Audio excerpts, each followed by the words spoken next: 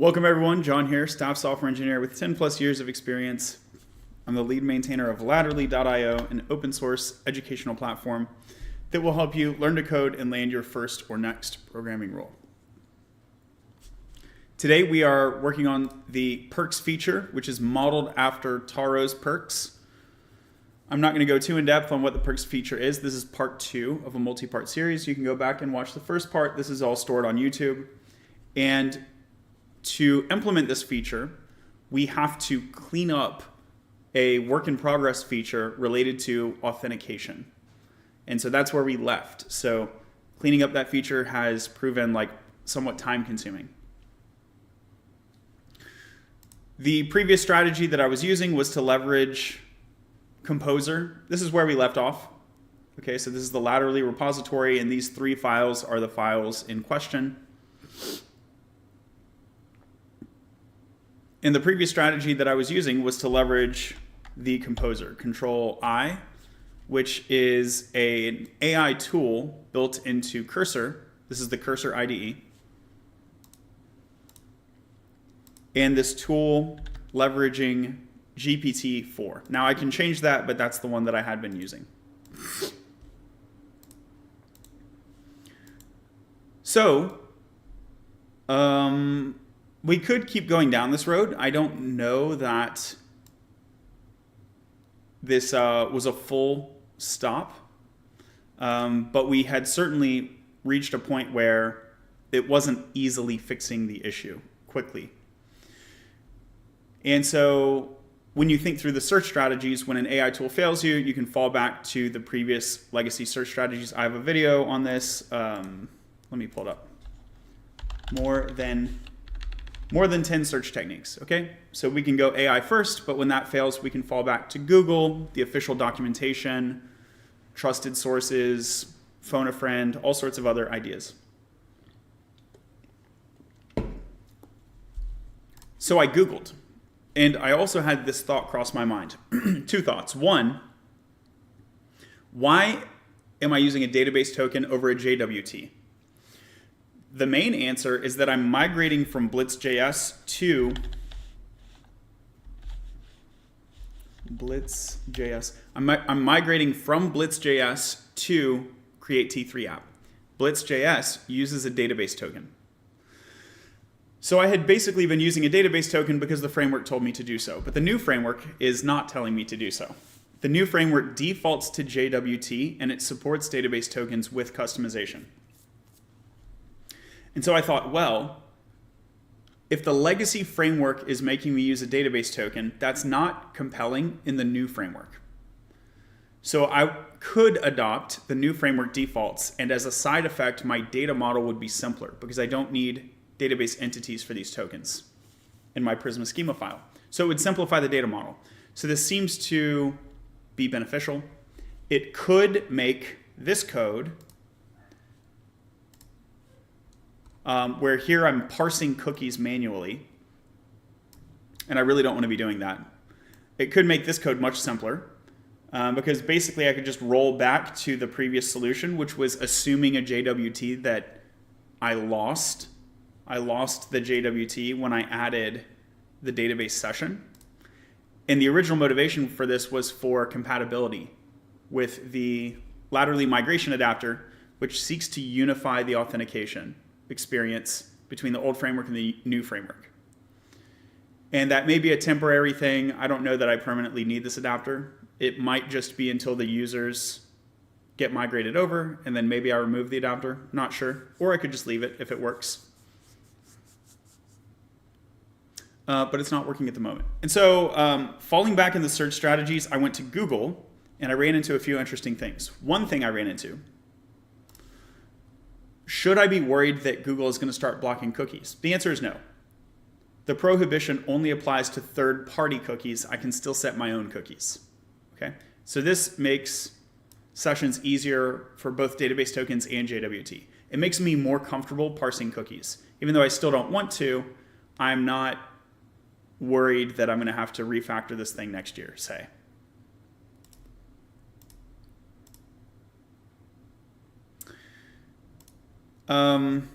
The second thing that I noticed, this is much more crucial, is apparently the Google provider requires JWT.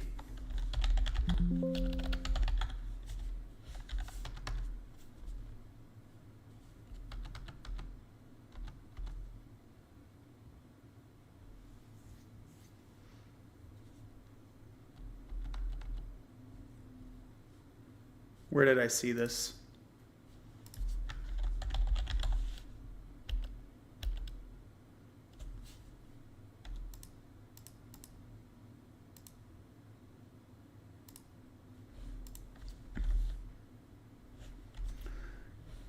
This JWT callback is undefined using Google provider. Google provider don't work if you not set strategy session to JWT.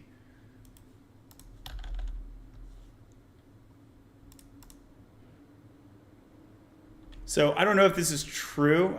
Wait, what just happened there? This is like some guy on Reddit, but it's relatively recent and it has an upvote.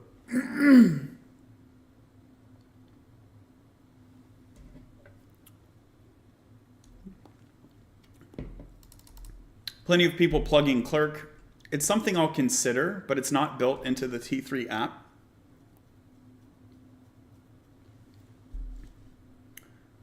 Yeah, so I'll try out Clerk probably next year. I should uncancel an issue that I have for this.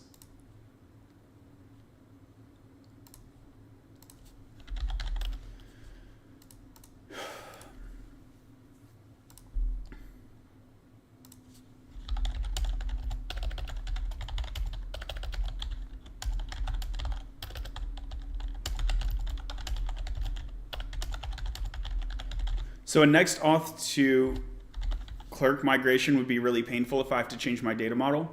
But if I simplify my data model so that I remove the tokens, then it might not be that big of a change. Okay, so I'm seeing multiple lines of evidence that are encouraging me to roll back to the JWT approach. That's basically the point that I want to drive home here. Patrick, welcome in. Patrick says, I need to add auth to my app. Recommendations for a Postgres DB. Yeah, I recommend Supabase. Supabase.com. And then the question will be, what kind of app are you using? So Clerk is cool, although like you have to worry about pay stuff if you get a bunch of users. So Clerk for auth, and then there is Super Tokens. Super Tokens is also cool. This one's open source. It's I haven't used it, but the reputation is that it's like an open source version of Clerk. So I'm curious about trying out this one as well. But I haven't used it. So they come with a starter, but if you have an existing app, how easy is it to integrate to your app? I don't know, and it's going to depend on what is your app framework and stuff. So that's my 2 cents. For the Postgres itself, I highly recommend Supabase. Supabase has their own auth solution. I don't necessarily recommend it though. It's okay. Although I think it's gotten better since I last used it. But it's another thing you can try out. If you're using the platform anyway, you can try it out. Okay, so with that, let's try to roll back to JWT.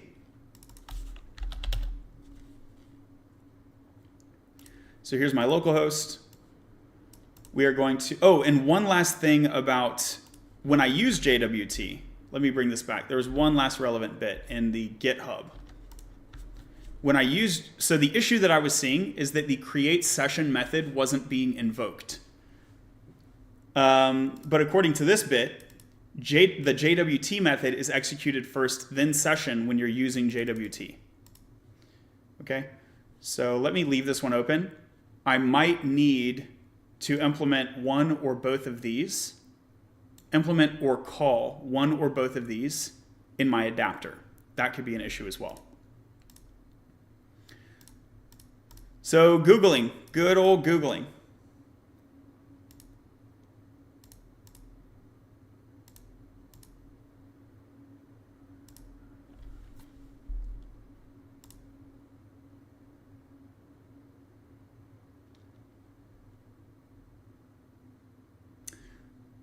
All right, so to roll back from database tokens to JWT,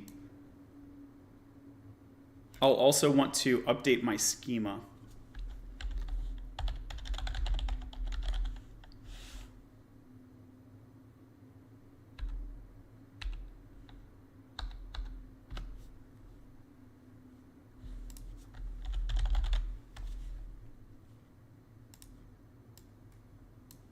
So the composer is aware of user, laterally adapter, auth TS. Let's add in the schema. Oh, did this just made like a whole new session, whole new composer session. That's okay. So I have the schema. What's going on here? They're not being added. Schema, auth, user.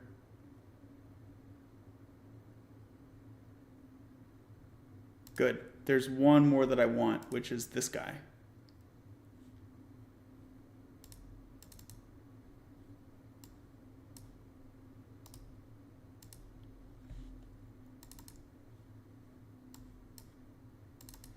Okay, so this auth is already here. There's two auth files. That's the part.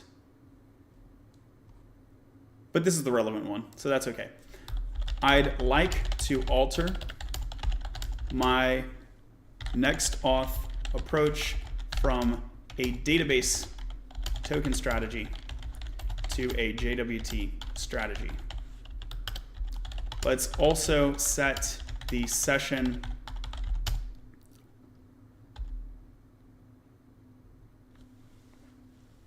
length to 24 hours. What? Let's not. We'll just leave it. I don't want to make people sign in over and over. I'd like to alter my next auth approach from database token strategy to let's just do that.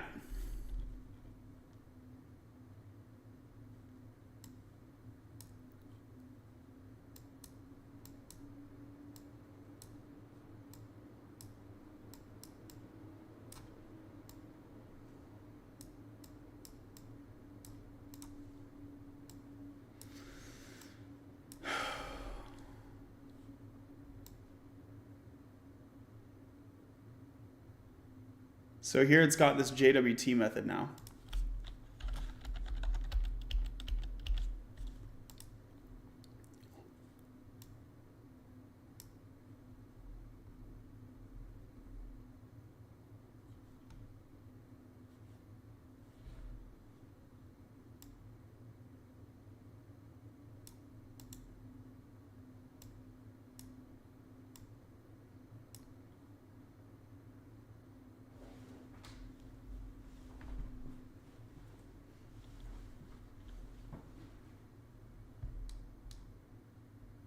Wow, it actually made me really anxious that it deleted that much stuff.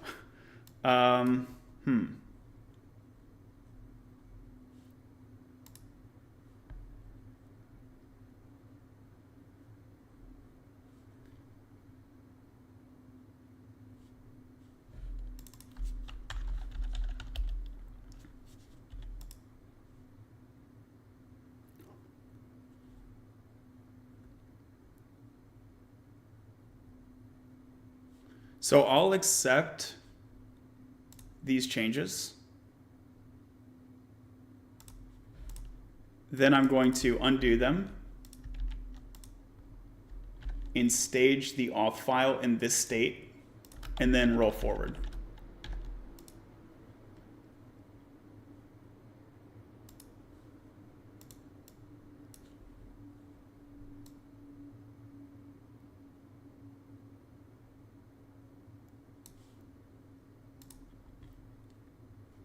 Okay, now let's look at everything that it did.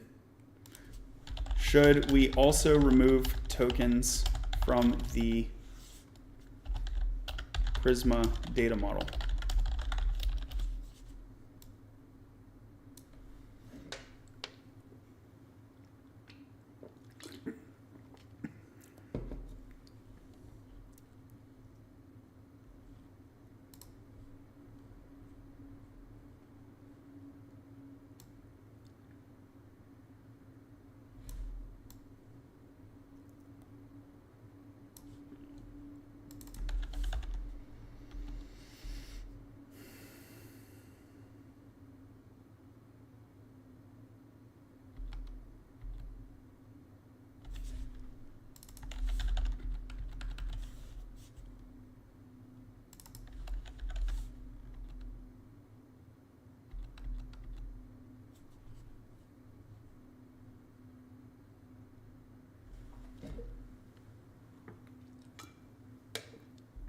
So how do we reset the password then?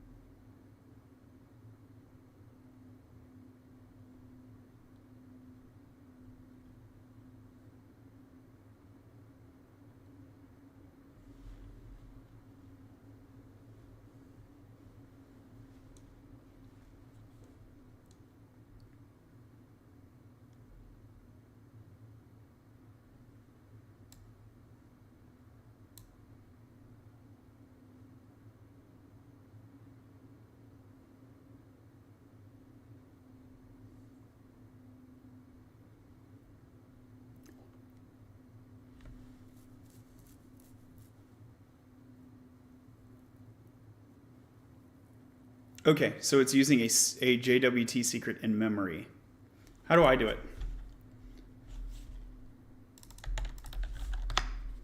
I think I already do this.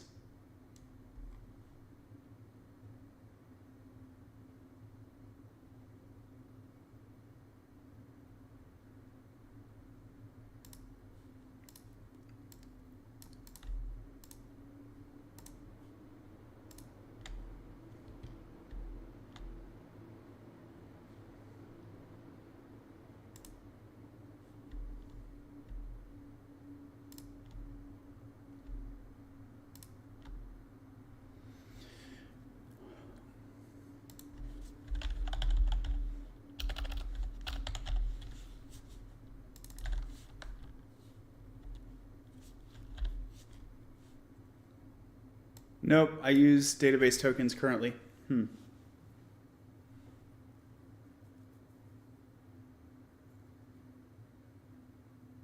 Okay, so this is something we should do later. Should not do this now.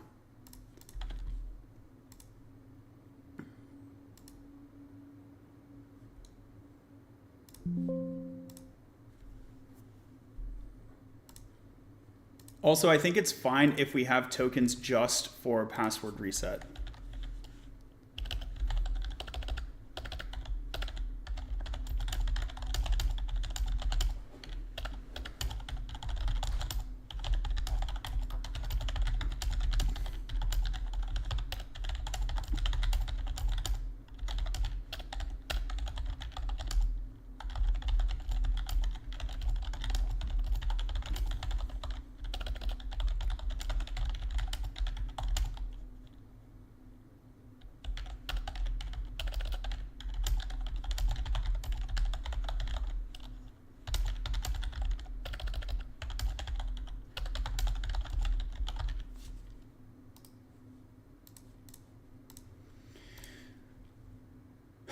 Okay.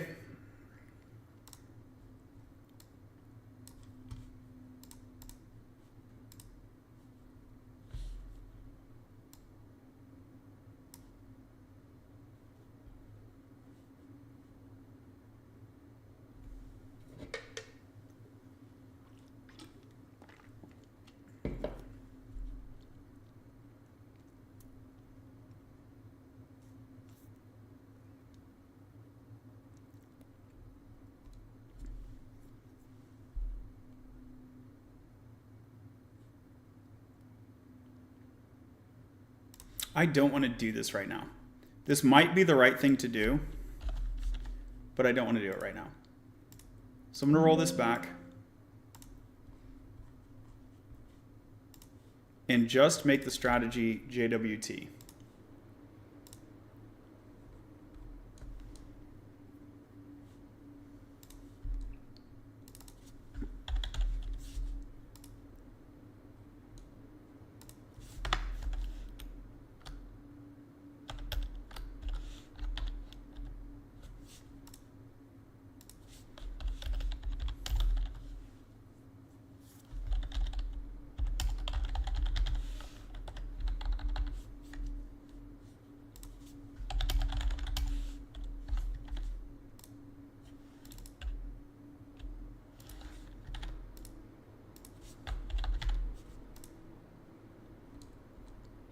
Okay, so this is like a much smaller change and it makes me feel better. So this will be explicit JWT strategy.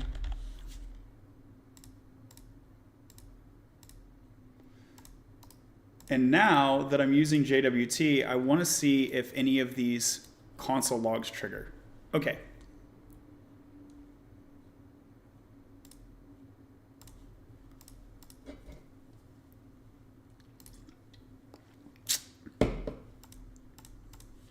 Let me remember my password.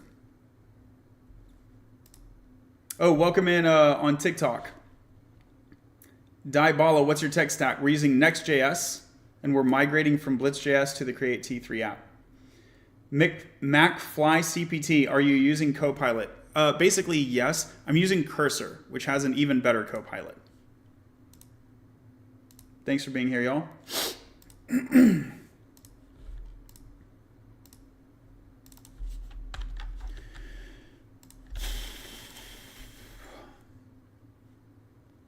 Okay, so I logged in, but my object has no context, right? That's the problem, basically. So you can see it's the UI thinks I'm not logged in, and that's because this context is empty.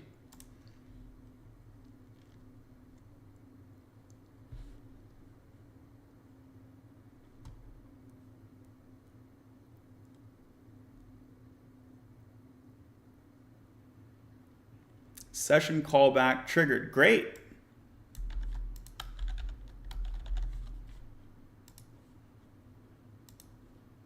That was like one of the main problems we were having, right? Is that this log wouldn't show up. Cannot read properties undefined reading ID. Where's this coming from?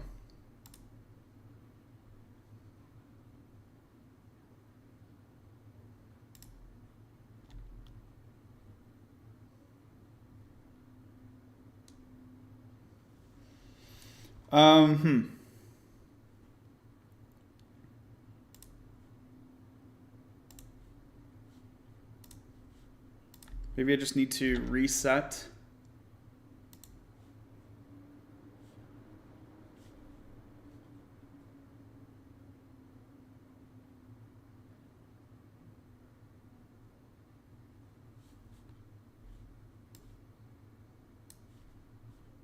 Do I really have 4 windows? Okay. Some of that was not necessary.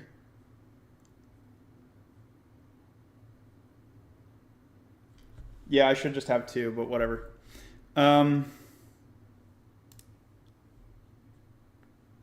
Maybe I need to reset my page. Query data cannot be undefined. Please make sure to return a value other than undefined from your query function. Get current user. Okay.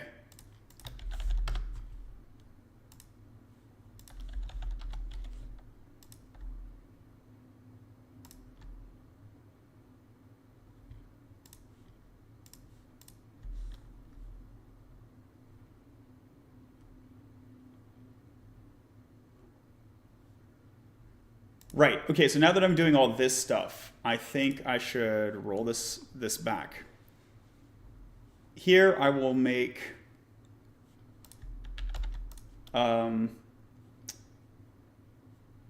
just a copy of the file that I probably don't need, just so that I don't lose the work.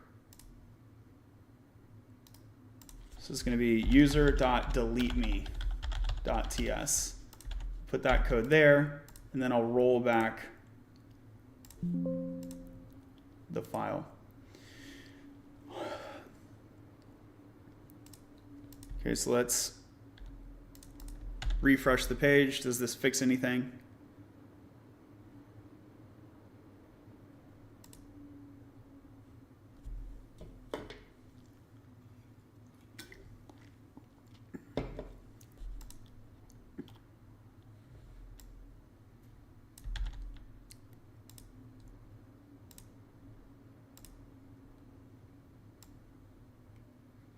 I think this is just happening because I'm on here. Let's see. Does this happen in prod?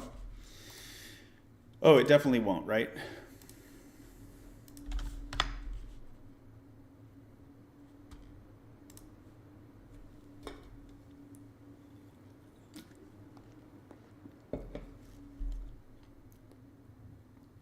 Return 0 instead of return null. That's fun.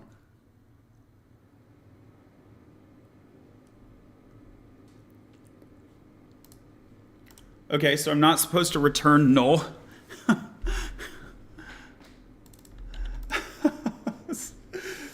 What a fun little framework, eh? So get current user, this is the Blitz app, here's the public procedure.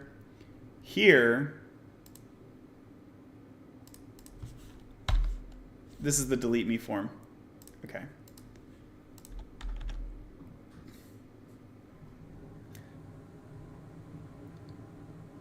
So get current user should never return, oh, here it is, or null. And TRPC is mad that we're returning null. Is that the case?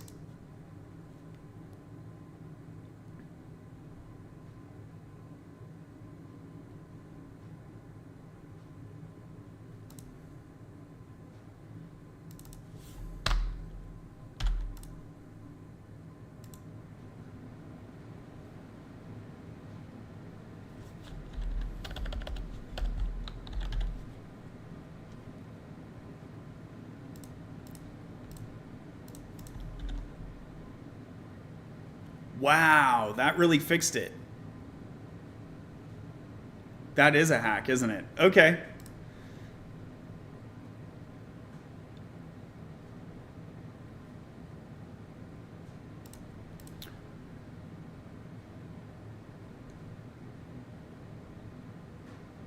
This should say or 0. Like, yeah, there it is. 0 or.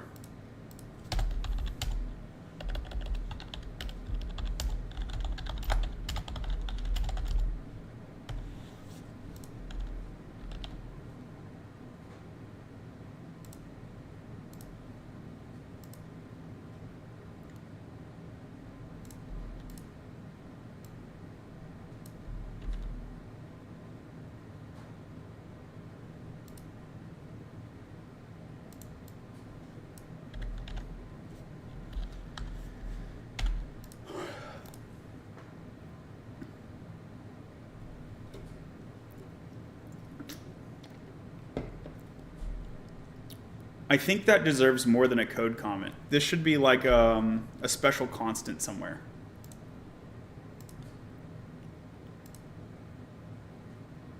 Server API constants, maybe? Yeah, let's do that.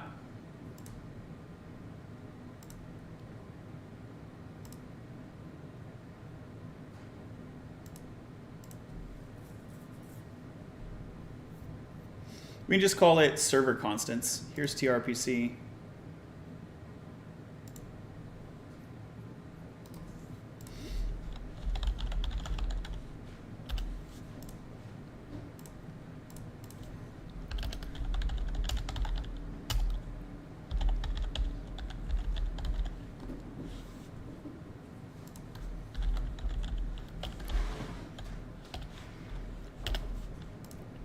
So this feels a little more profesh. A little more profesh. I'm gonna go comment on that guy's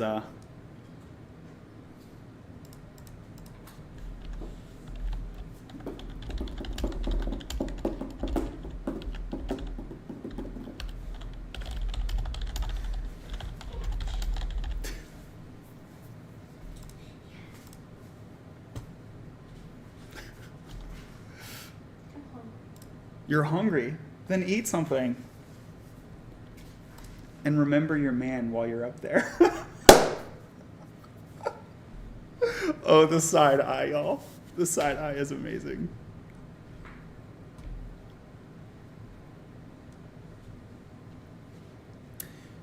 So I have this constant now, okay? And then instead of return 0 over here, I'm going to return this constant. And now, because I'm going to run into this issue in other places as well, right? So now instead of zeros all over the place for unknown reasons, it's much clearer what's going on.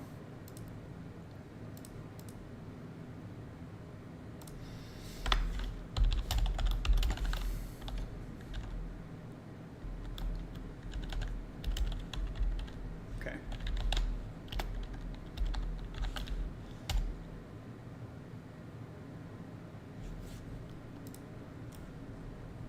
I like to annotate the path at the top so that language models can understand the folder structure.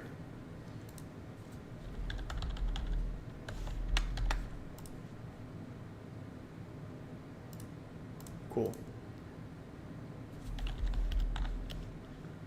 Source, server, API, routers, user. Yep. That's all the magic there.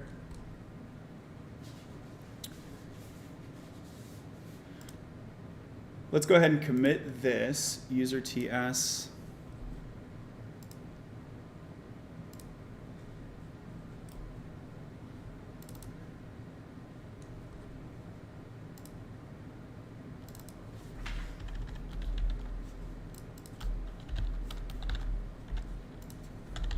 This is a fix for this.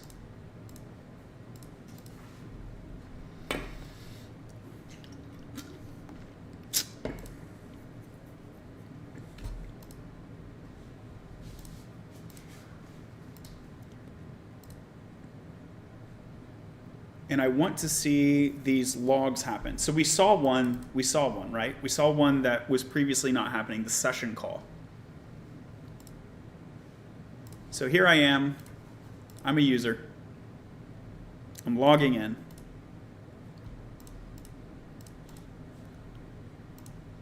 Trying to remember my password.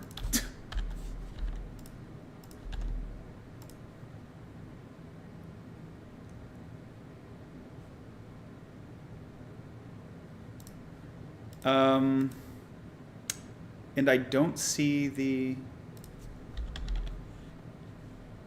that log anymore.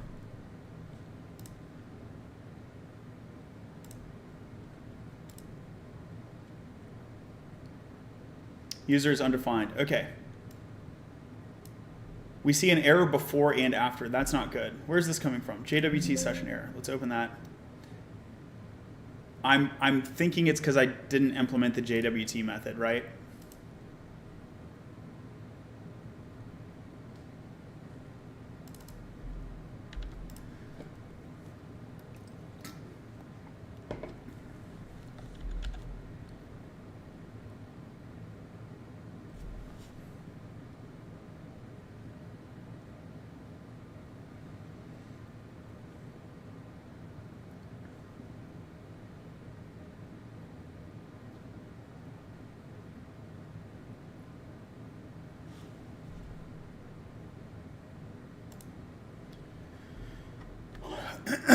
Cannot read properties of undefined.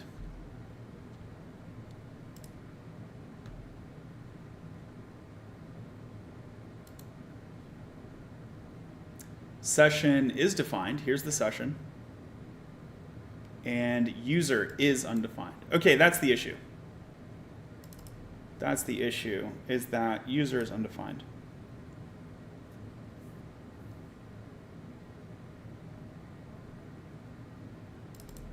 So this is an adapter user. Yeah. Now we're getting somewhere. Available when the strategy is set to database. Now we're getting somewhere.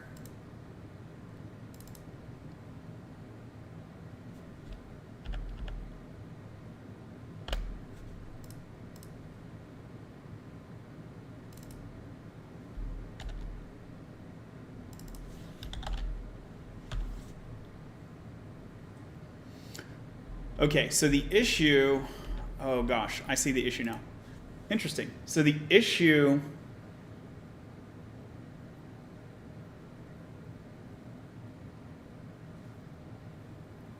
is that we may not know the user ID.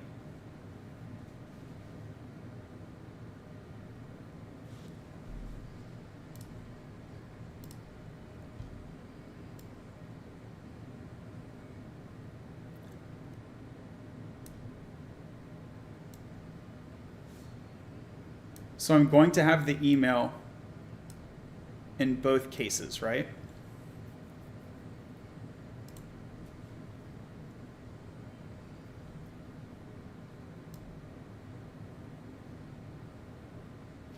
Let's debug this.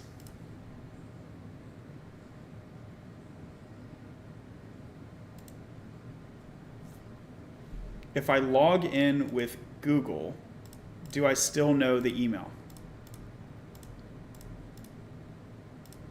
Yeah, so it seems like Reddit was kind of wrong. So the Reddit guy is like, if you use the database strategy, Google doesn't work, but it was working. Surprise, Reddit's wrong.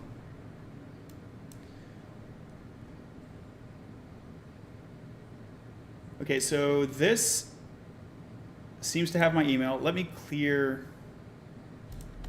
stop my server. I want to like clear the session if possible. It's not in local storage. Where is it? It's going to be in my cookies.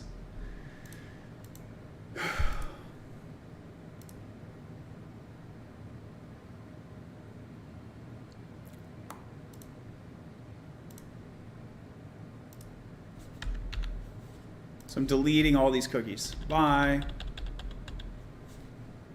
Okay, so I deleted my cookies.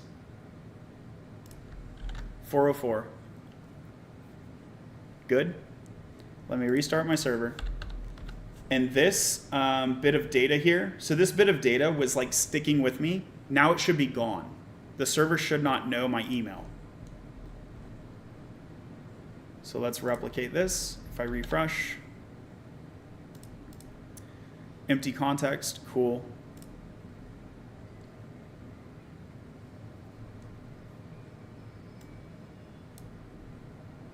Seems to be the case. Seems to be the case that the server doesn't know my email.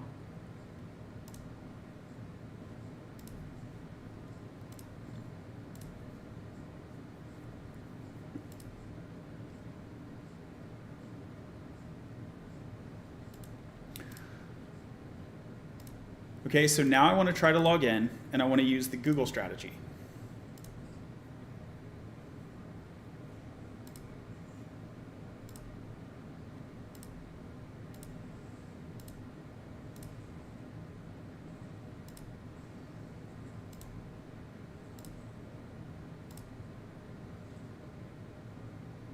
We've got something over here.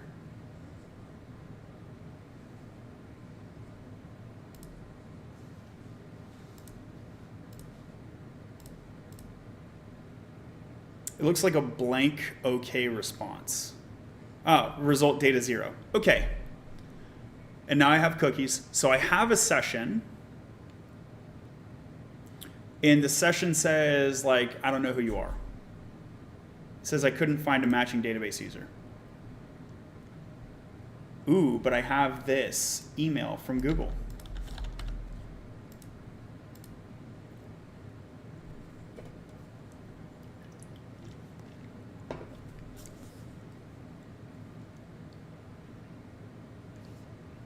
Great. So I have the user email, whether or not they came from Google. Green flag. Green flag. So now I can delete this. The issue is, how do I get the user now? If you signed up with an email, I can get your user.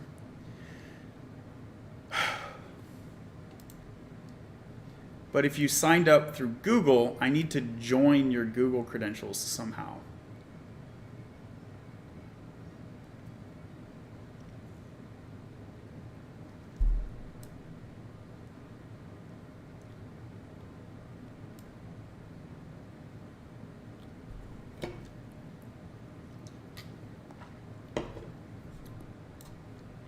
This should be taken care of under the create or link account.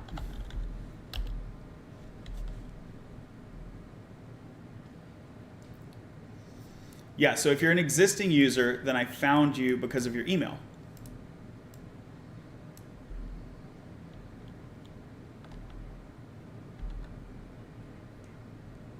Otherwise,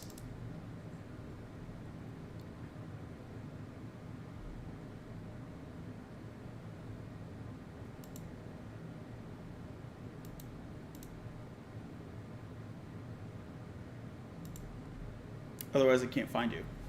Bummer, bummer.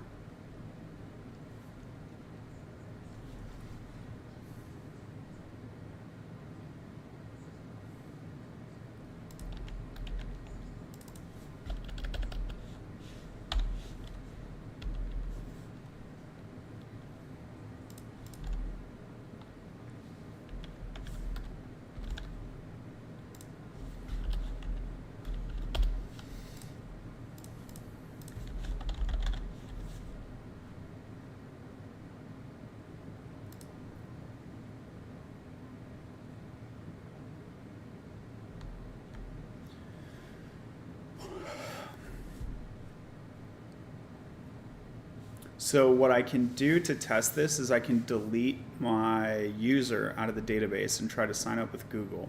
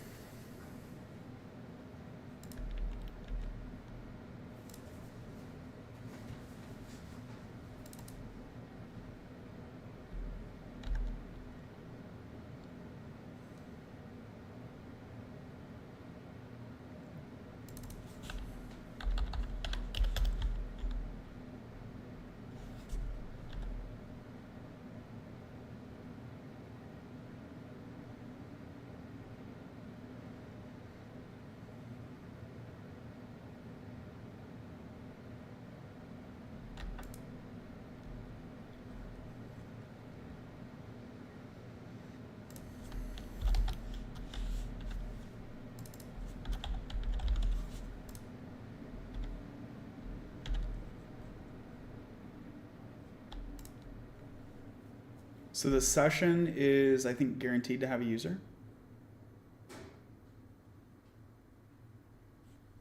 No.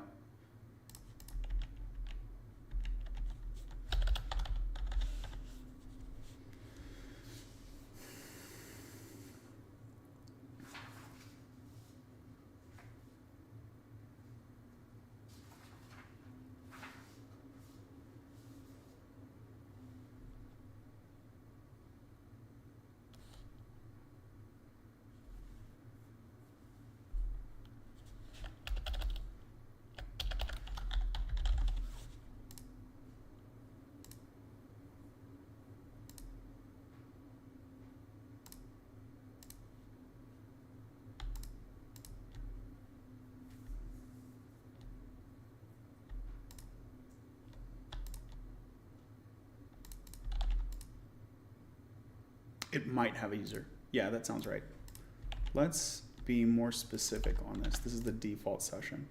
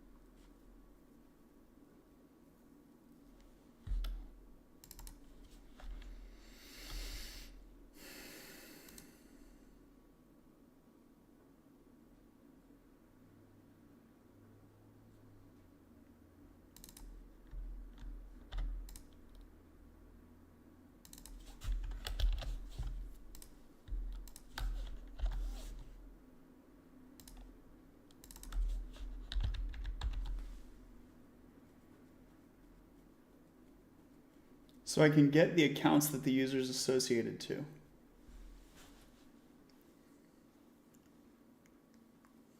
How does that benefit me?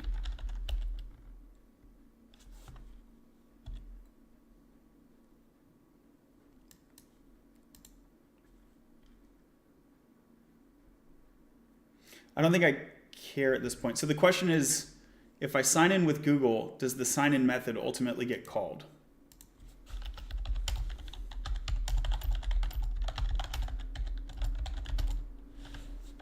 I think I can answer that quickly without needing to test.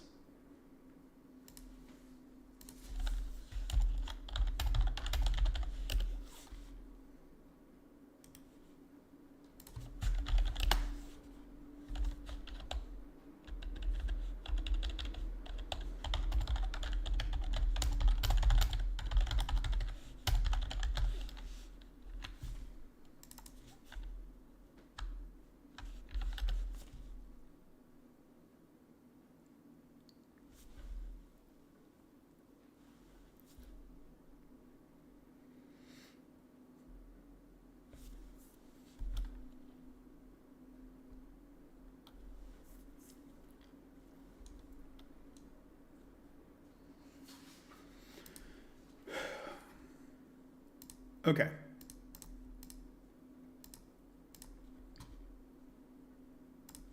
So this method is going to get called regardless.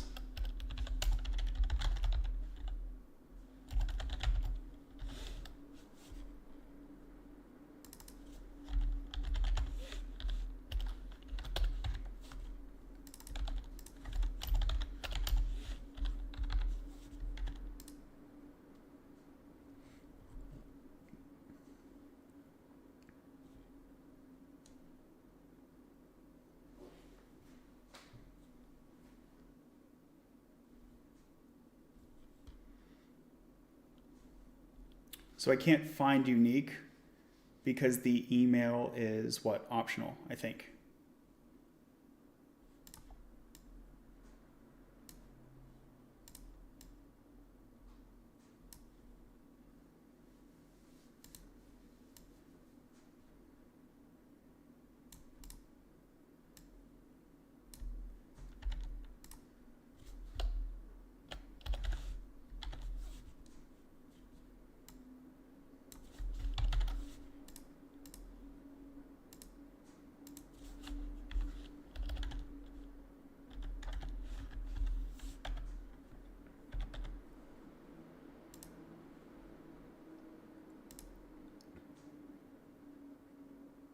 It seems happy with this.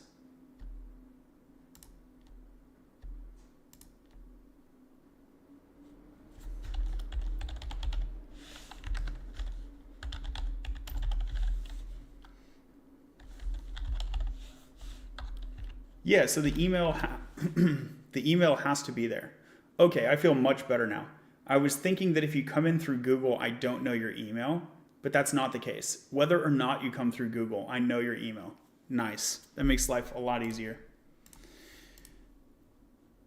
Okay, so basically I will just find the user through email instead of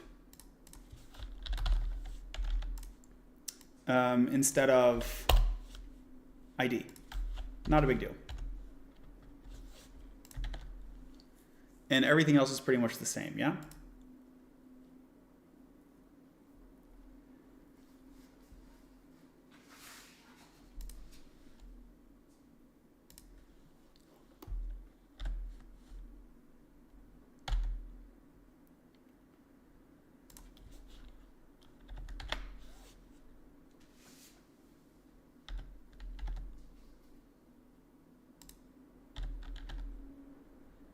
Cool.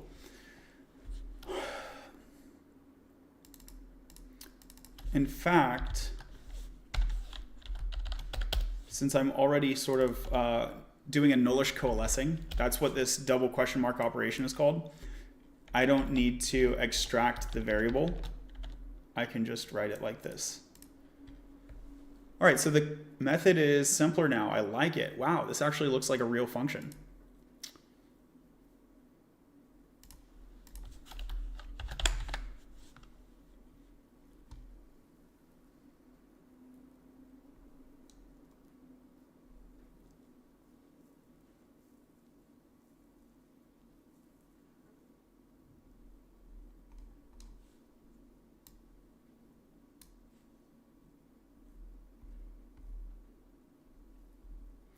Prisma is really, really mad that I'm missing the ID on my find unique.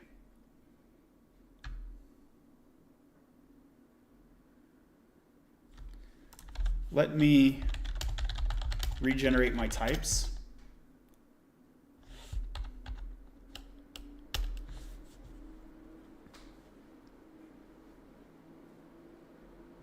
I wonder if I was using a type that was expecting ID there, because this seems to indicate that, yeah, user find unique args. Select, user select, include where.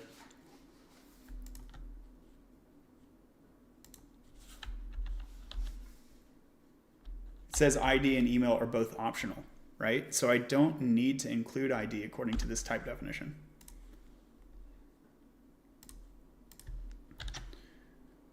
So I'm refreshing, cool. Here is my user object, it's empty. This is expected. So it's a guest session, right? Wait, no, why am I logged in? Let me log out. That would be expected for a guest session. Okay, it looks like a guest session. Logout worked, I guess that's a green flag. Let me log in with Google.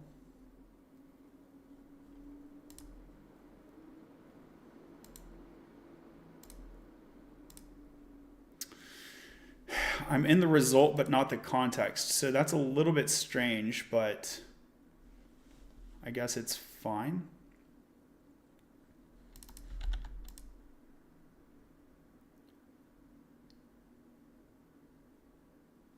Yeah, that's fine.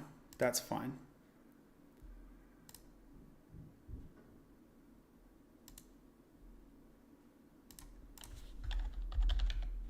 So am I in local storage now? Yeah, now I'm in local storage with the sign out event. That's okay.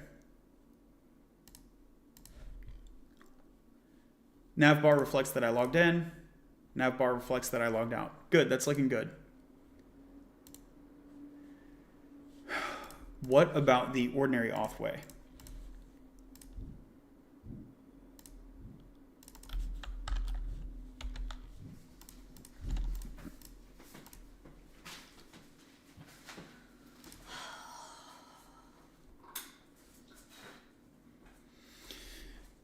Now I got a whole bunch of cookies.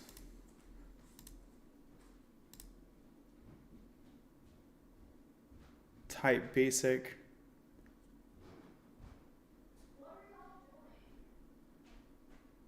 This is a different result, right? This looks different.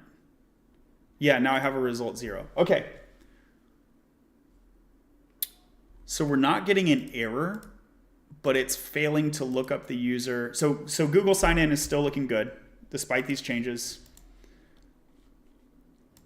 The ordinary auth pattern is the one that's having issue.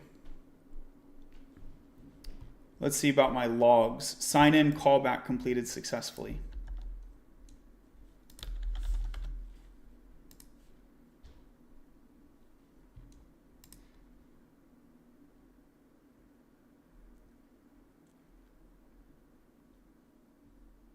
$325, yeah, that's my user ID, so it found me. It looks like it found me. Here it is, it found me. So it found me, and we're failing to create a session once again. Okay, this is kind of good because we're basically in the state we were in, but we're using the JWT strategy now. Let's replicate this one more time.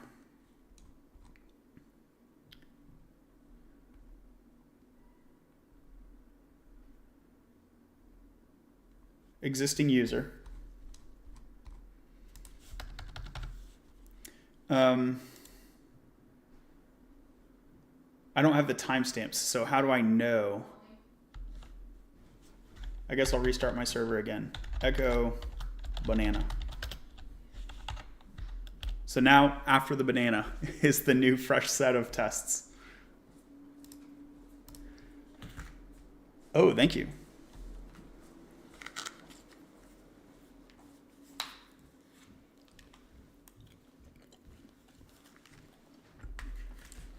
Pecan pie, y'all. Oof, so good.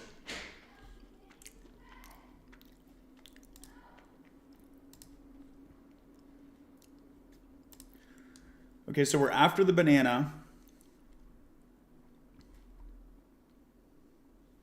Get current user is like not finding me. That's okay. Am I logged in? So I am logged in. Do I want to work on get current user or do I want to work on the sign in method? Let's do sign in because it should be an easy test to pass.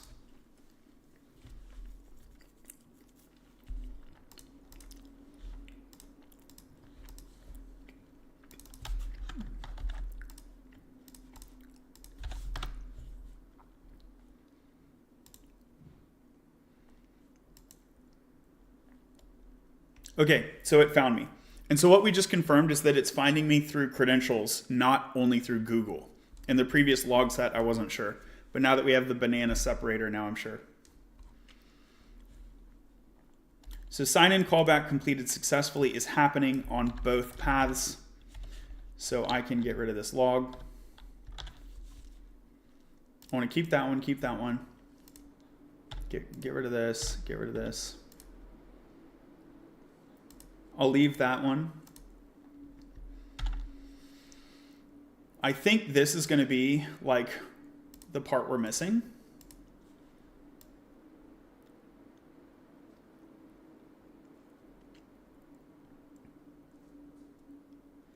And so the feature here is user lookup by email.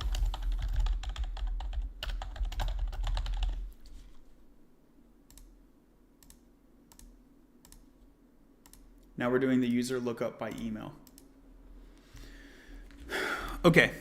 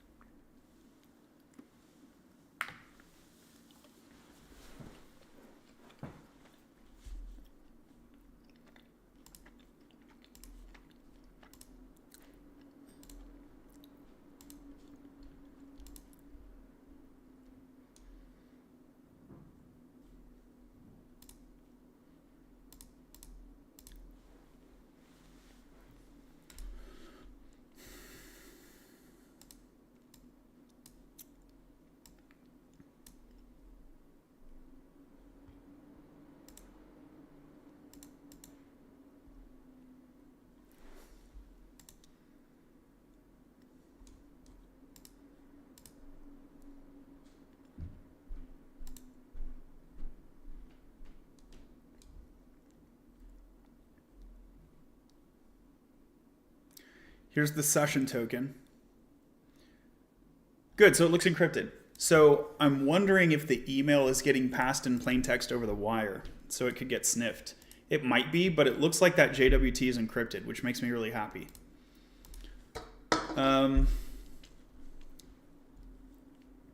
So I think I need to ensure that the email is in the JWT. And I feel okay with that if it's getting encrypted. So let's go over to, so it's like a signed JWT.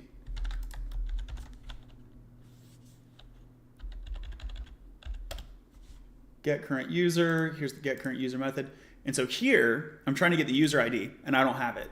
But now I should have, well, I could add that.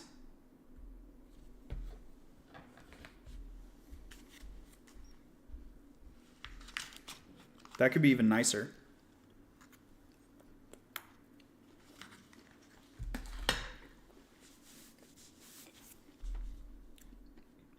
Yeah, let's do that.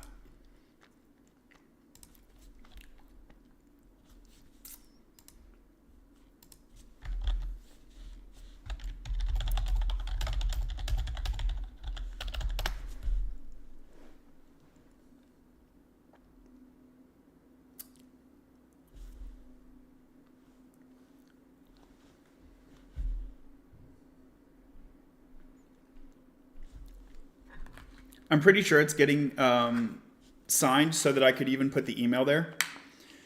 But the ID is like theoretically a little even more secure.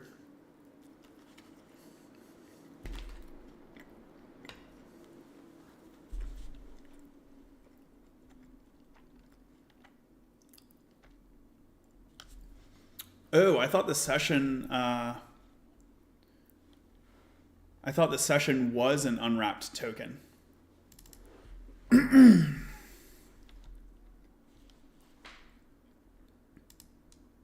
Why is it rewriting my session method, dude? My session method is fine.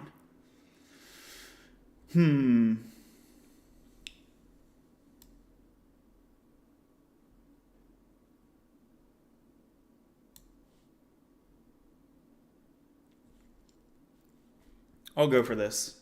Maybe the idea is that sign-in already takes care of querying the database, so we don't need to call the database multiple times. If this fails, I'll roll back the session method. I already committed the session method.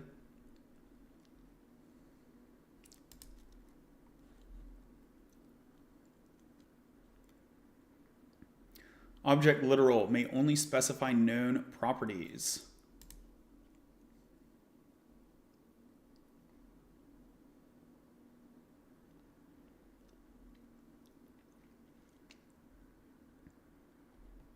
Right. So currently the session, I don't have email in the session, so let's add it. This is the default session. No, I want to, this is not a default session user. This is a latterly session user.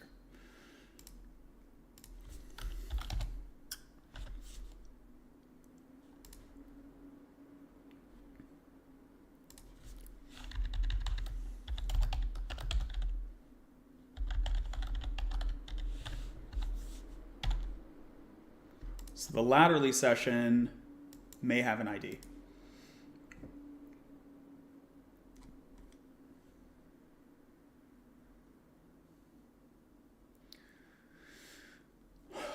Instead of as string, I can say .toString.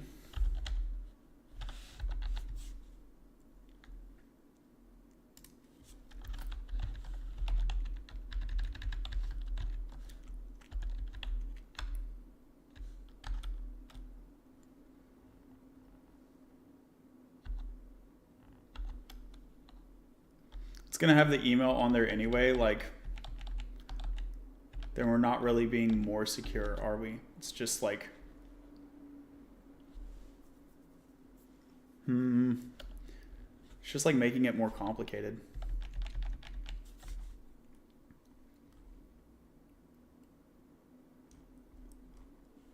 Whatever, I think it's fine. Everything is fine.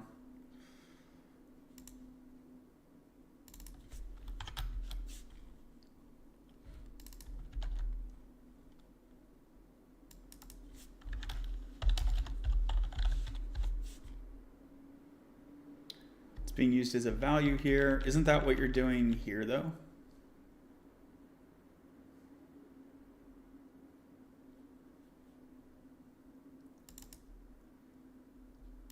Okay, I got it. We want to make a new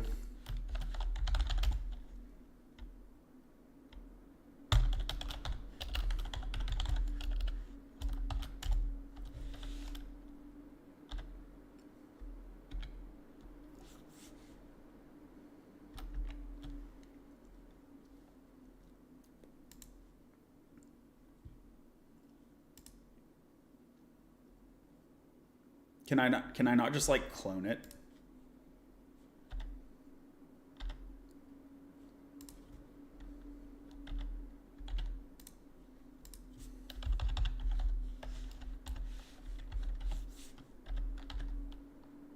Yeah. So I basically like clone it.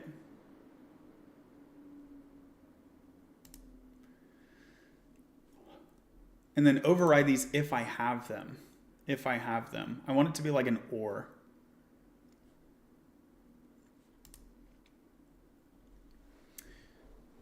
Yeah, no, I don't quite like how this is working.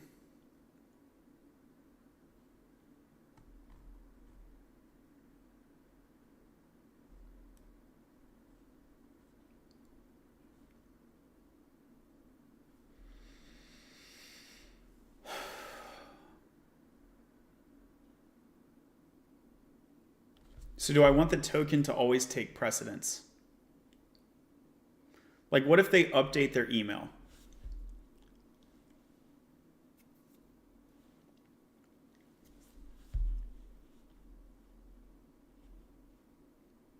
I think it'll be going to the service before it goes to the token or the session. It'll be service oriented. And so the service will be responsible for selecting at that time. I guess at this time it doesn't really matter.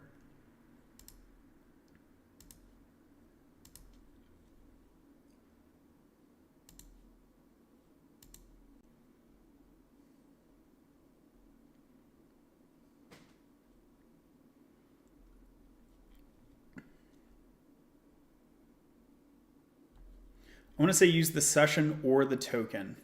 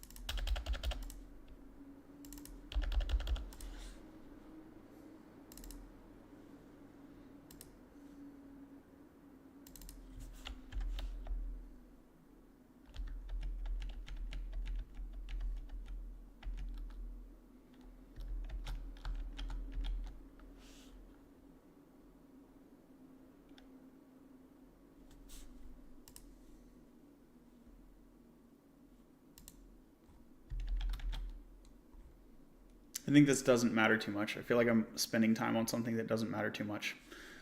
Okay, yeah, we can just do an or.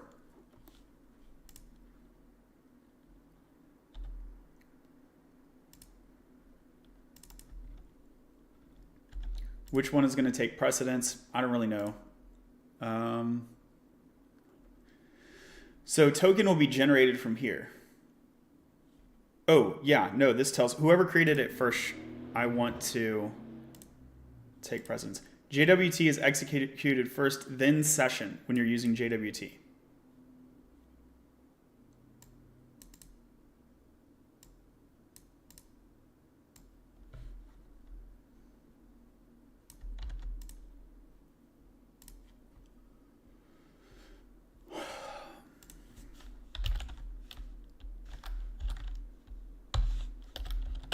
Okay. So really it'd be smart to move this up. Not only is it alphabetical order, but then it's also call order, which is conveniently both.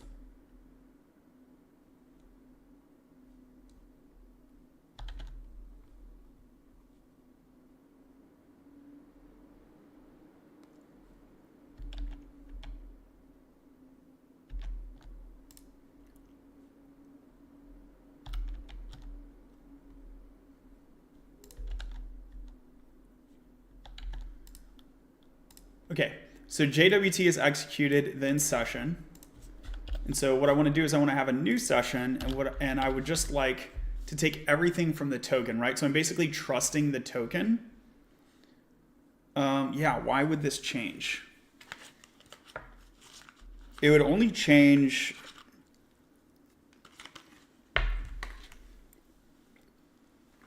like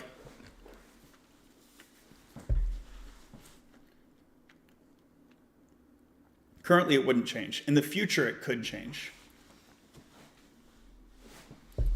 If we mint a JWT and then we update the session as we go. The user might change their name, the user might change their email. So yeah, I think we would want to trust the session value over that initial token value.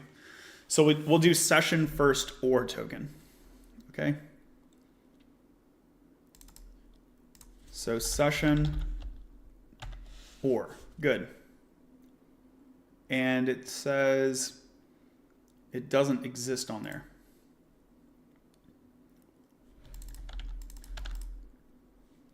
And if I say that you're one of those, you're mad. What if I say that you're or? Are you okay with that?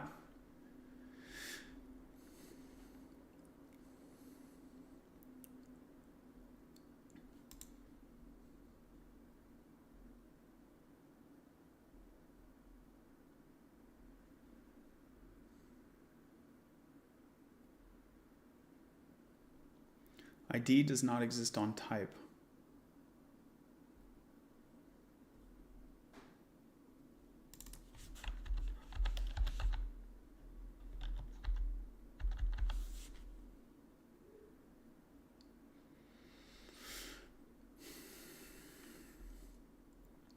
It definitely does exist on that type, homie.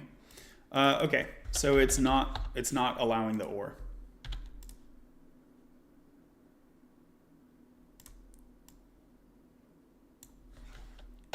Okay.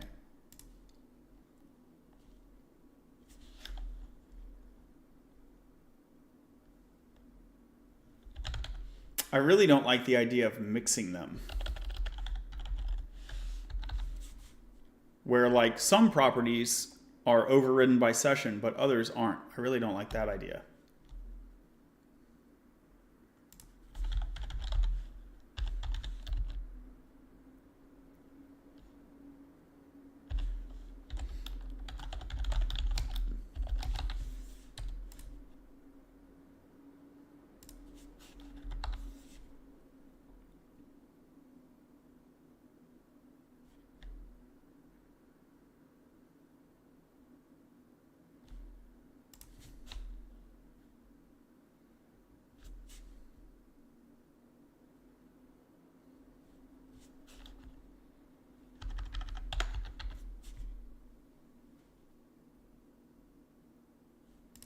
Okay, so we can just trust the token then.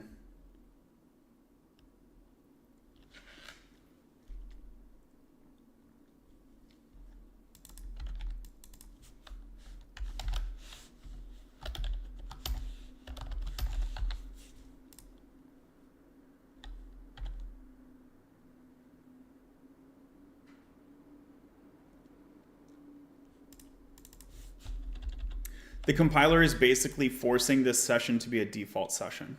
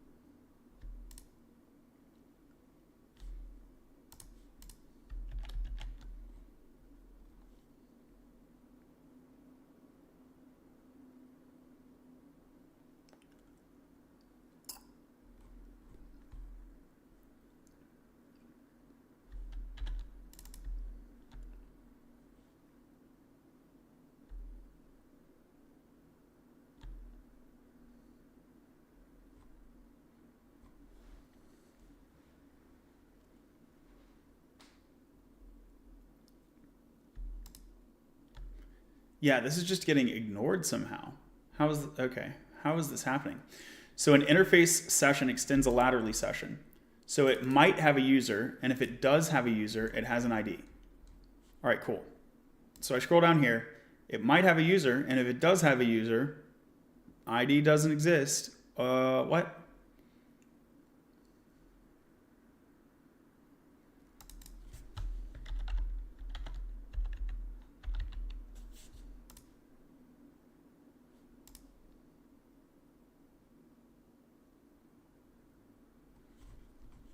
This extension is basically just getting ignored.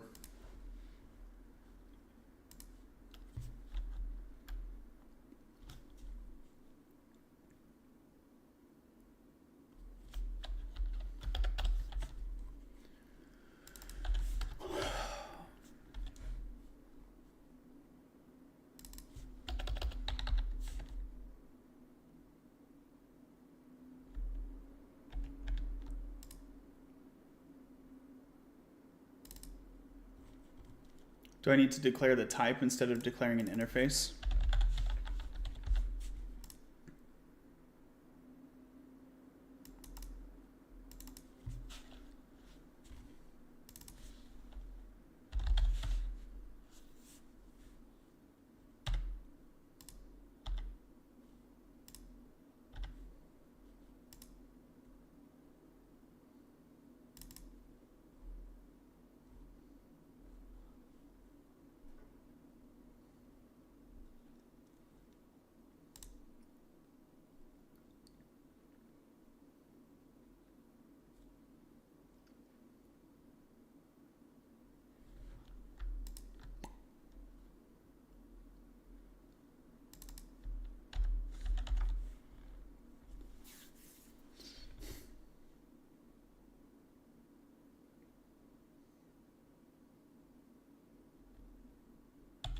I think I want to override this default session type. I was trying to keep those different. Like, okay, the default session can have one type, but the like final session has a different type.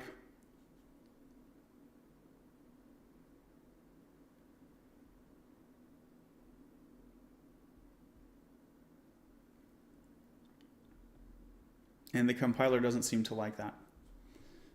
So what if we just... Yeah, that's what we're already doing, right? So interface session extends laterally session.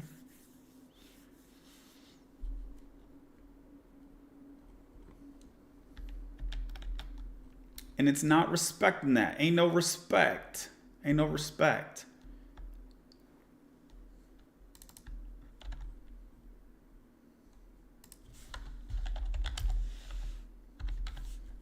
Should I declare the interface and the type?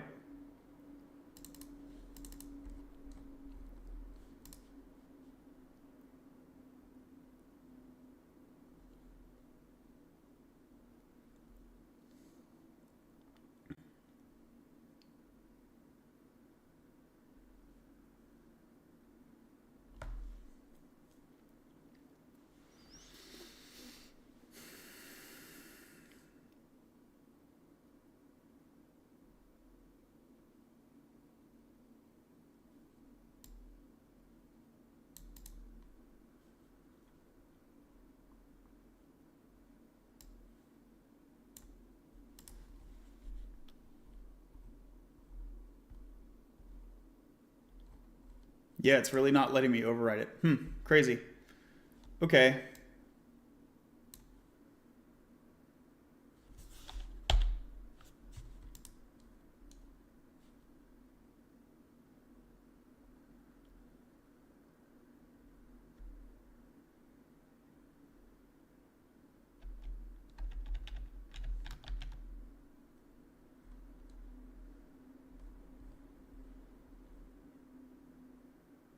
How do I fix this issue? Because if I return data that's not on the default session, it's just going to be incorrect. It's just going to be incorrect.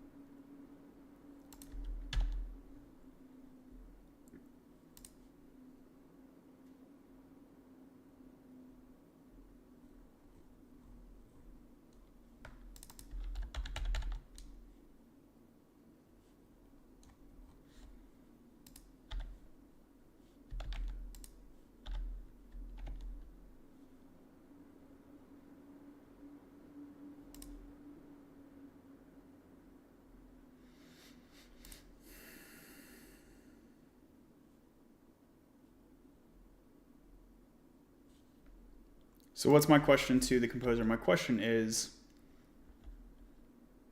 why? Let's try this.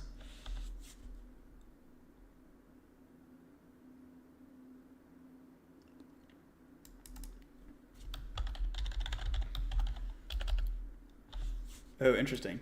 That's an option.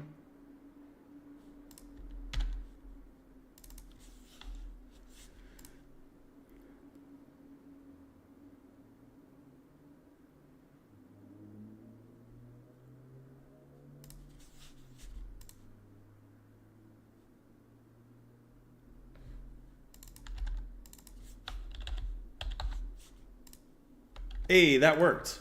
Okay, crazy. That was super annoying.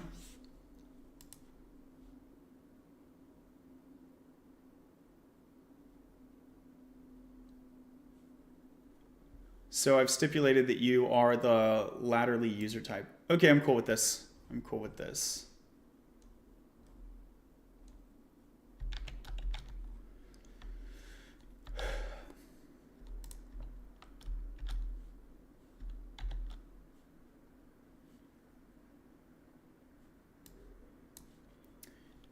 So who's erroring now? Cannot read properties of undefined.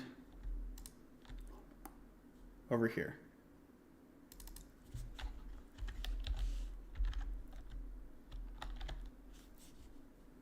Okay. Now this bit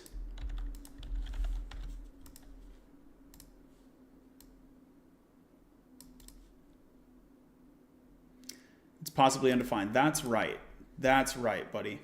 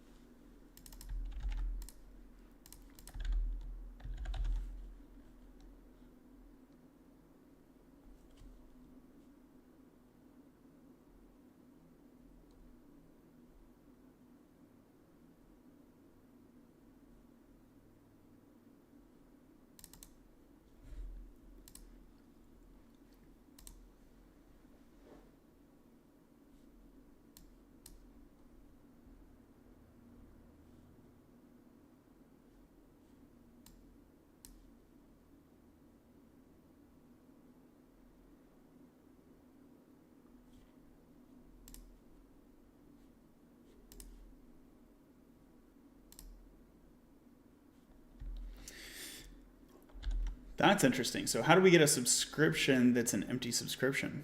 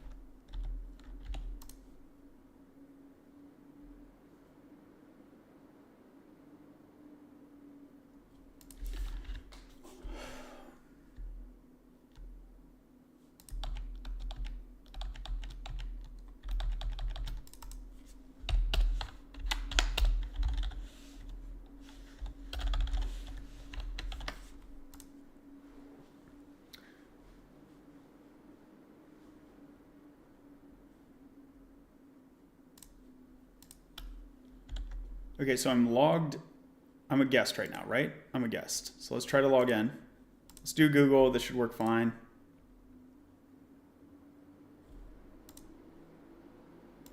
Result, data. Data has my email. Great, we connected. Let's log out. And now I'm trying to log in with email.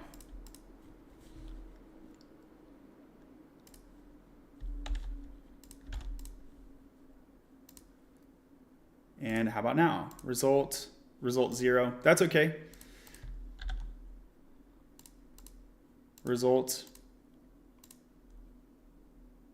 is somehow connected. That's interesting. On refresh, it got it. That one's interesting.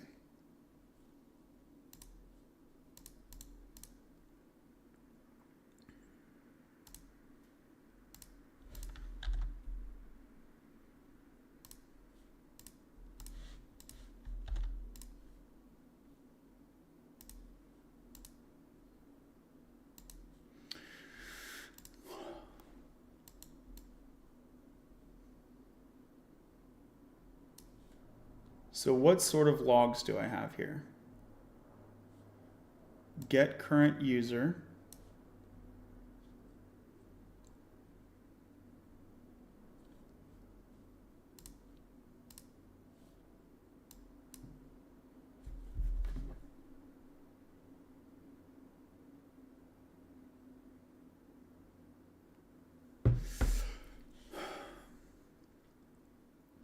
That's a good change. I want to stage that regardless. Let's stage that. That's a good change. Over here, yeah, winning that typing battle is a win. And so here I implemented the JWT method is basically the feature here. And this new session method was significantly changed. That's okay.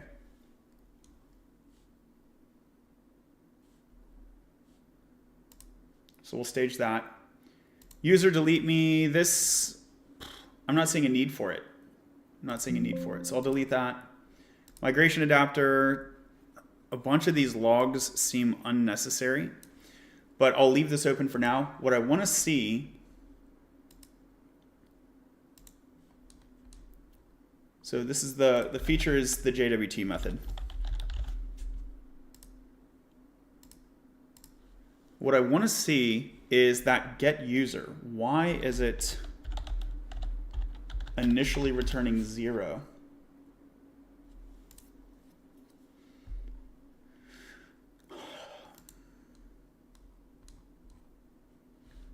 Or get current user rather.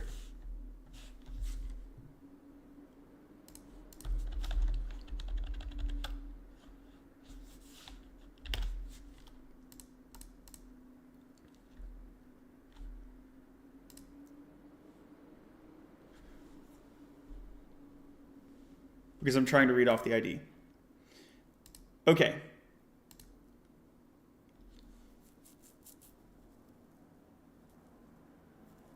But what if I try to read off the email?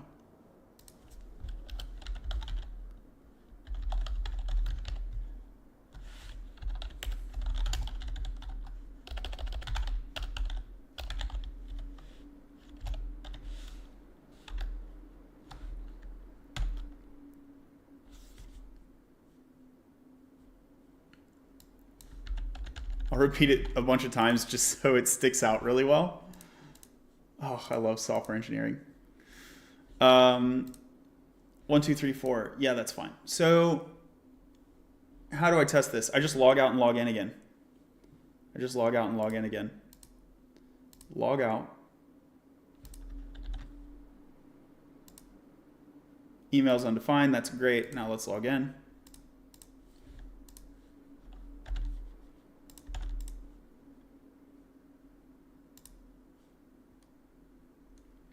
And it seems immediately available. It doesn't seem like it was,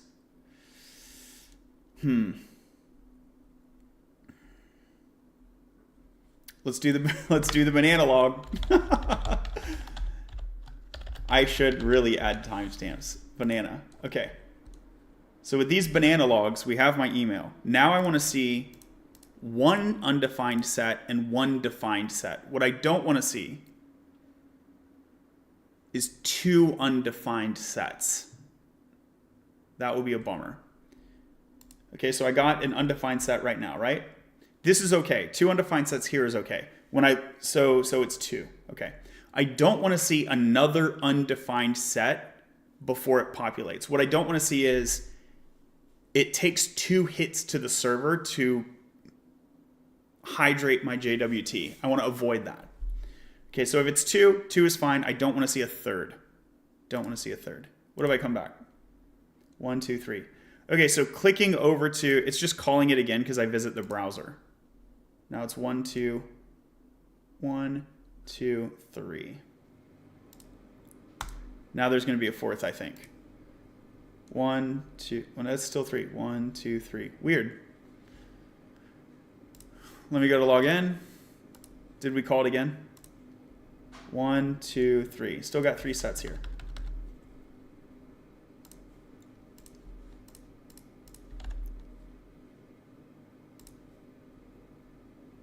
Hope it's only 3. So how many undefined sets? 1, 2, 3. The next set is populated, and then it does hit twice, but they're both populated. It hits twice, but they're both populated. Good. Okay, so what this tells me is that the default session includes the email, but not the ID.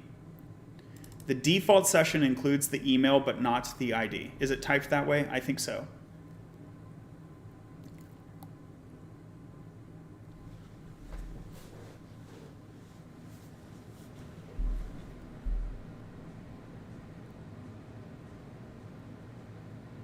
Maybe more accurately, the default token includes the session, but not the ID.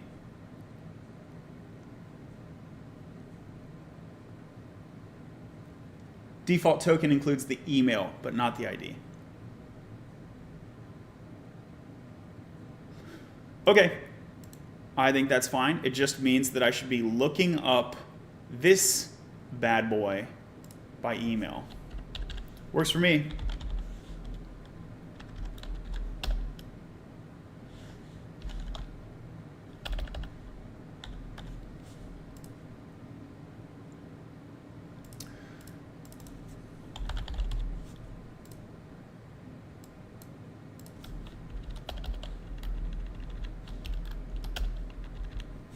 Okay, so if I don't have your email, you're a guest. Be our guest, be our guest.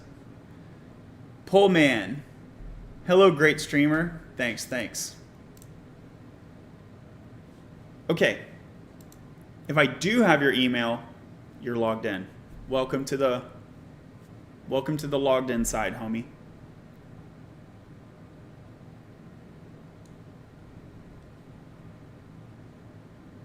And now I should expect get current user to return a result in the case that was previously failing. That is if I log in by credential.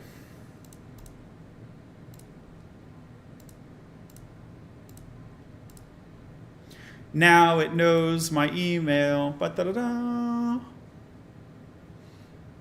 Go team.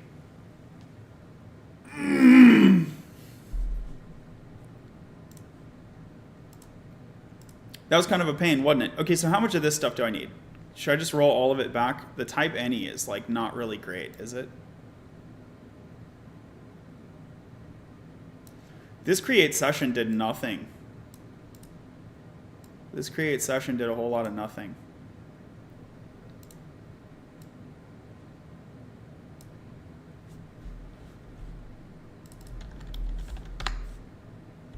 So I'm going to delete that. Okay. Let's delete all this stuff. Bam.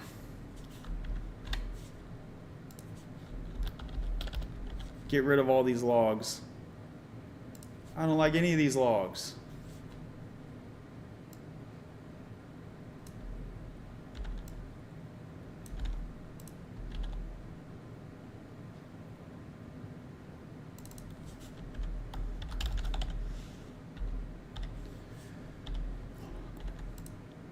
I'm down with the type updates. That's cool.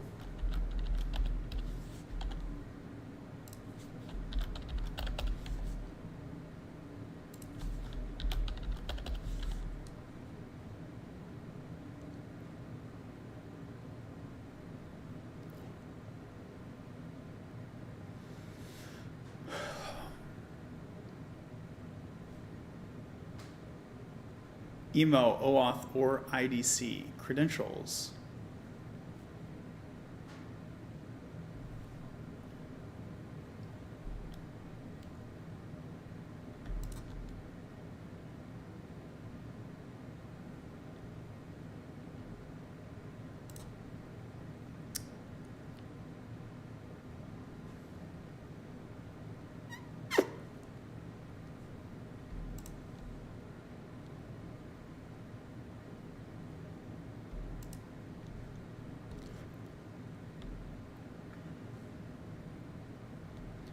I don't know how this type issue is coming up.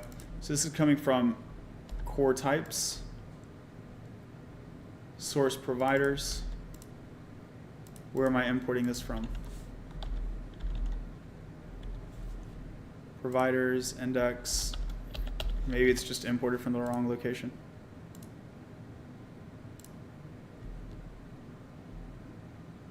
Email, OAuth, IDC, OIDC credentials.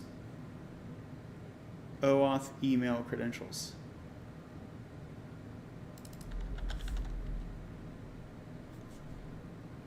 What's going on, dude? Source providers index. So there's some kind of like type issue in my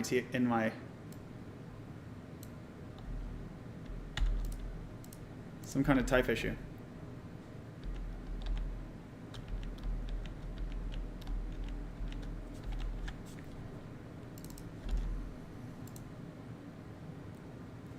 Email, OAuth credentials is not assignable to email, OAuth, IDC, OIDC.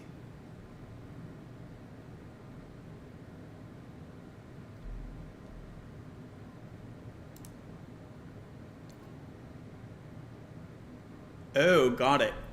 Got it, got it, got it. So you're coming from auth core.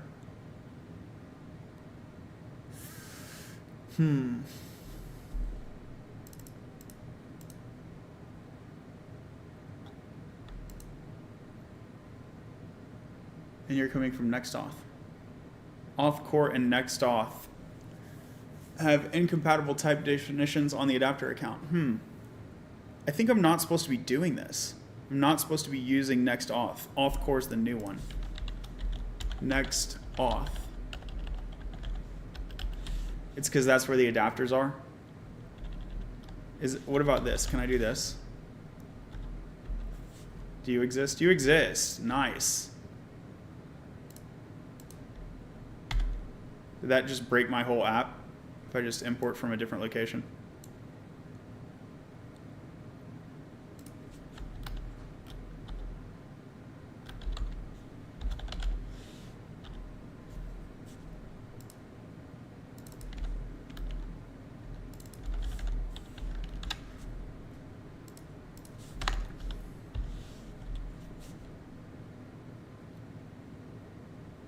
It's not exported.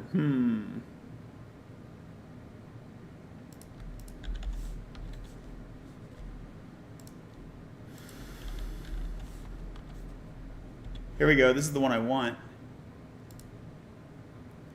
Auth core source providers. Gotta love imports. Auth core source adapters. Hell nah. That's so wrong. Oh gosh. Who would want to import it from there? What a ridiculous idea.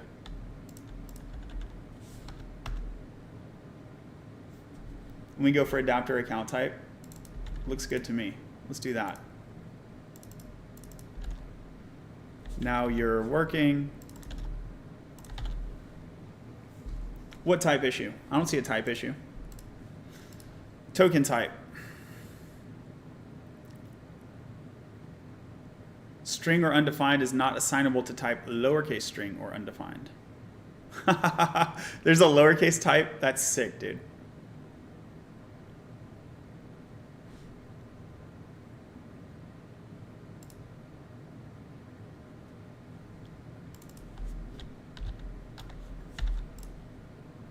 Sweet.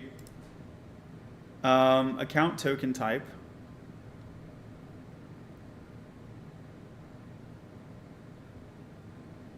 Like fine.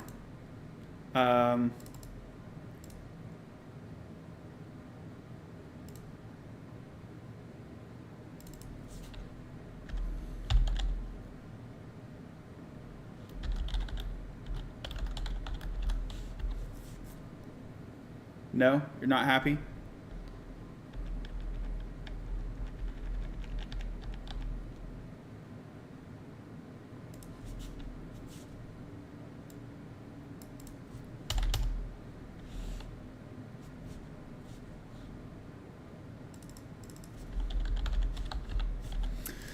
Cool. So there's a lowercase type. Today I learned.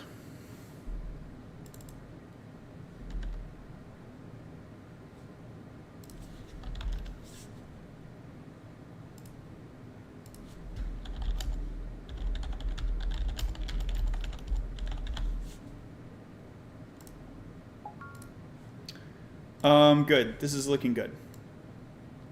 We're getting rid of the logs. Okay.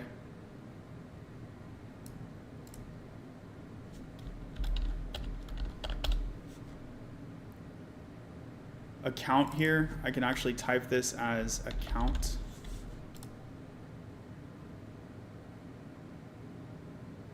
No.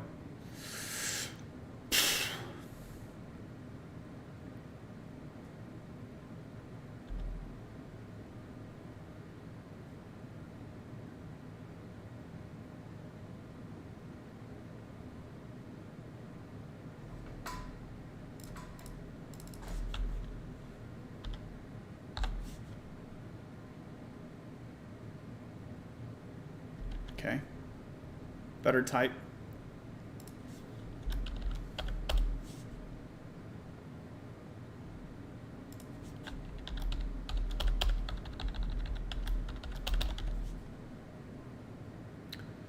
Don't want this to be an any. What do you got, Cursor? Yeah, Cursor knows the type. Cursor knows what's up.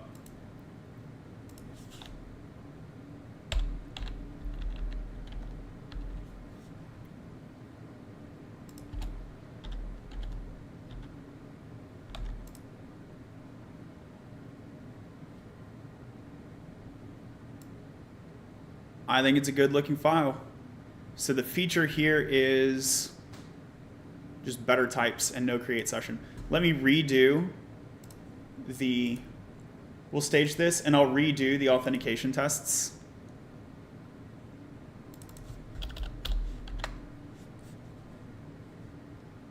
Here I'm getting the user router, get current user, that worked. Let me go ahead and commit this one first because this one we already tested and it worked. So this is feat get current user by email.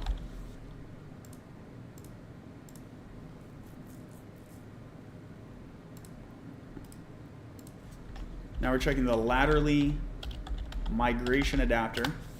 Keep this file open. I'm going to try logging in and logging out.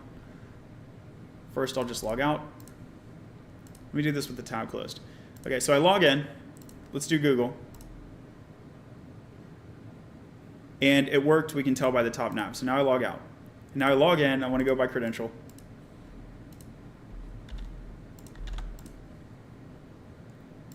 Ooh, and the tab doesn't look good.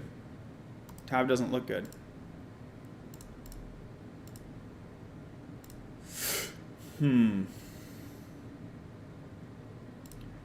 So that create session, let me bring it back. Looks like the create session is getting called. Is it just poorly logged or something? Let's bring it back. Oh, well, I don't have a logger on there now, do I? Let's do one of these fun things.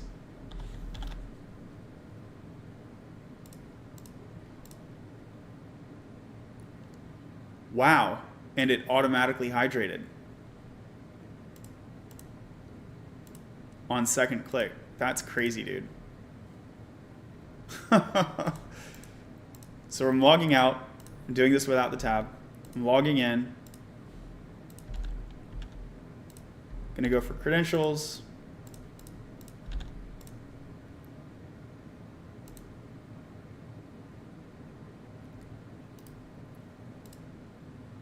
I don't like this. It needs like a second pong to hydrate. So what happened over here?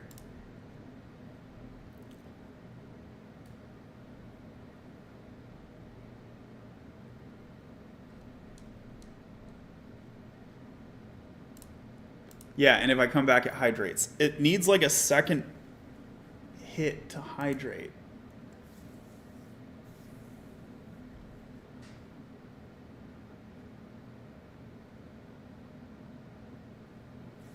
I wonder if that's just like a dev server thing. When I come back to this page, it's using like a cached version or something.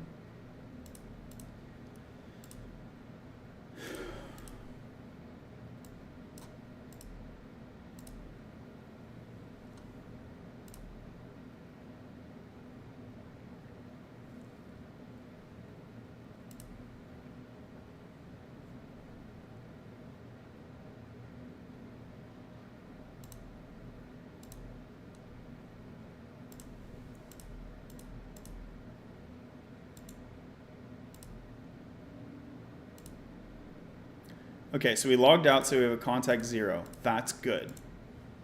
I'm going to log in.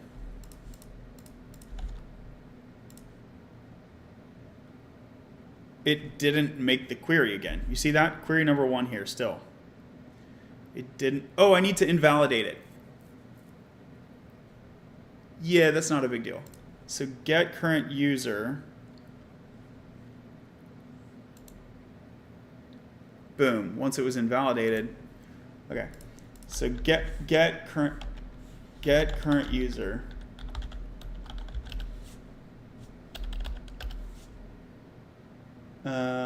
Here.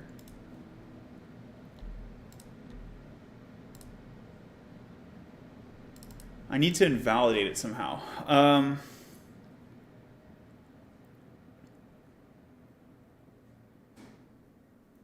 Oh, on the UI. Invalidating it here won't help.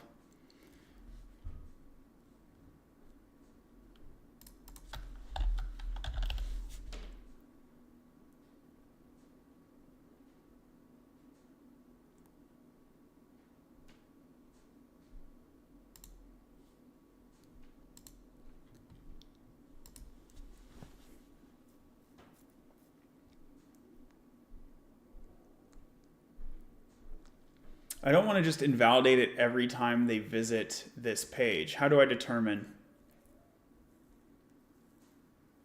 I can pass a query string on the callback.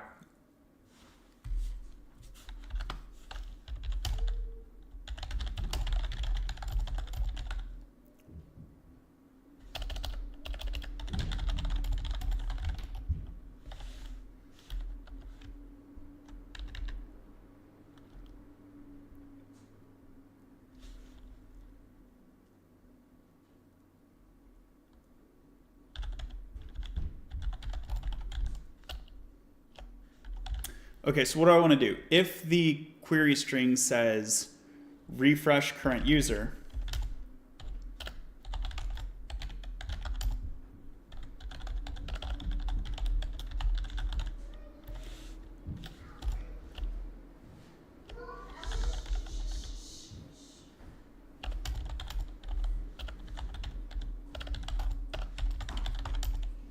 good, that's what I want to do.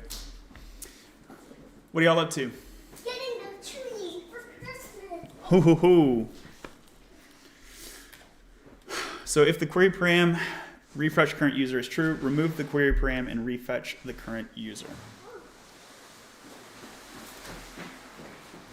One other thing that I want to check is in the migration adapter,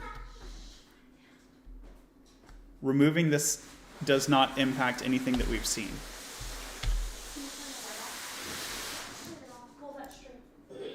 So here I log out. I'm going to log in.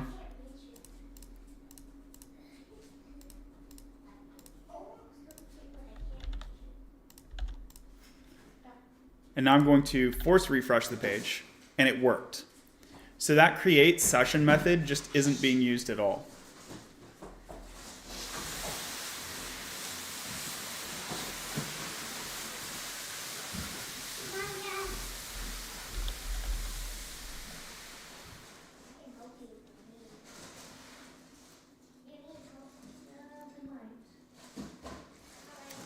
Also, this one can also go.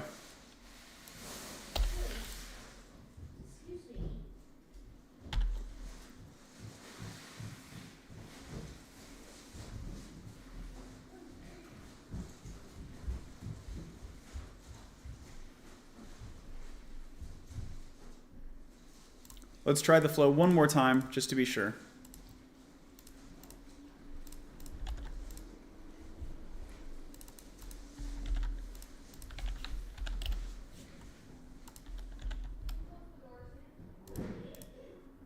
Cool. All right. So then we have a simpler, and I'll break this into 2 commits. So let's bring back get session and current user, create session. So the feature here is better types, basically. Better adapter types.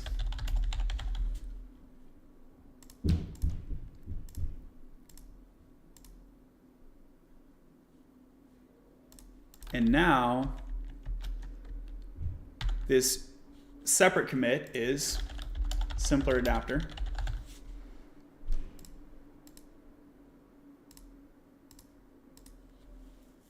And now this I will leave as a to-do.